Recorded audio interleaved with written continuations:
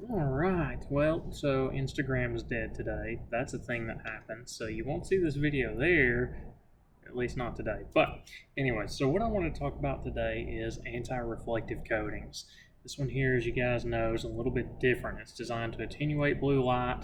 You've seen it before. I've shown you with other lenses I've had that block that blue reflection because no blue gets reflected away if there's no blue light passing through to it. But that's why my glasses, every time you see them, have that bright blue reflex right there. It's actually a slight mirror on the front of the lenses, like some of my other glasses I've done on purpose, but that's another story for another time.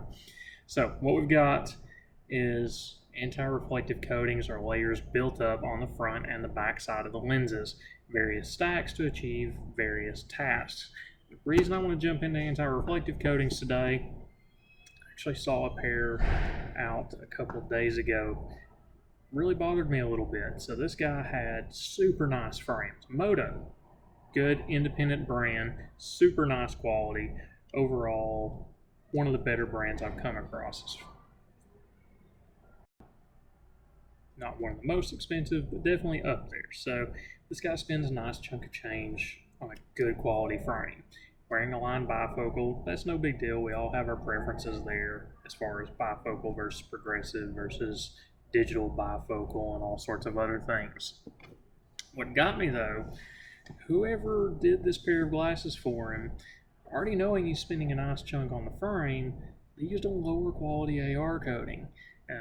Most likely a spin coating. The short version of it is these glasses were barely a year old, if a year old. He wasn't sure.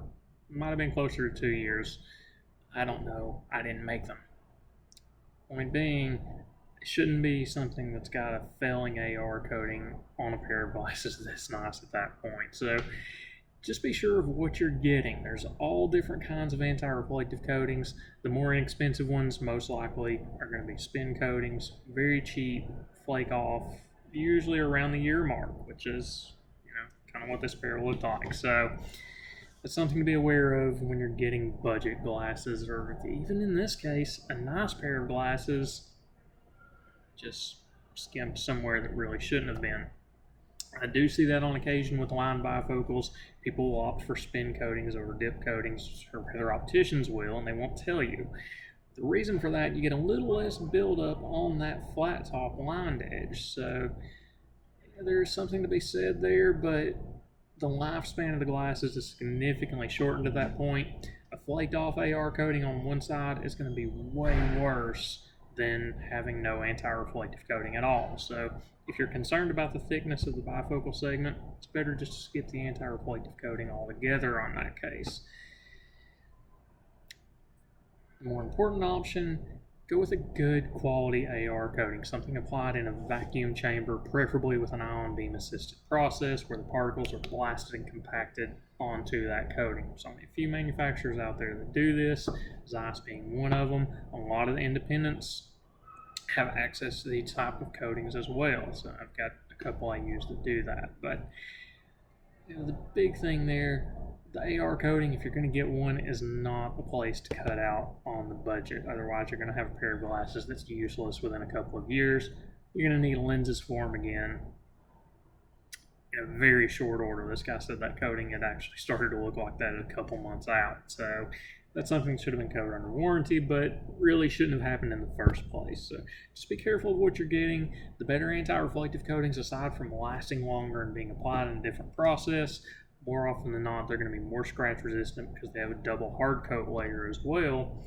Also, you're going to get the anti-static properties that are going to keep them from building up dirt, dust, and dirt as quickly and easily.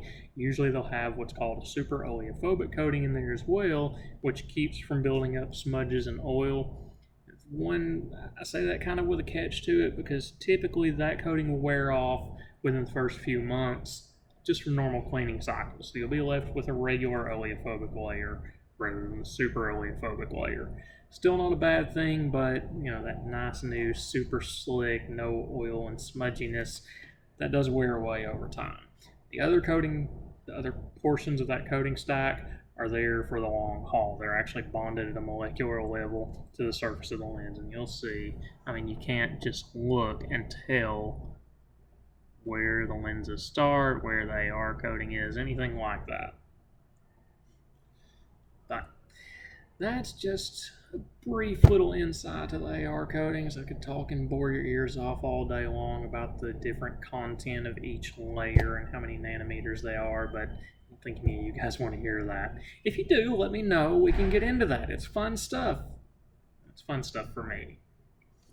Anyways, you guys take care.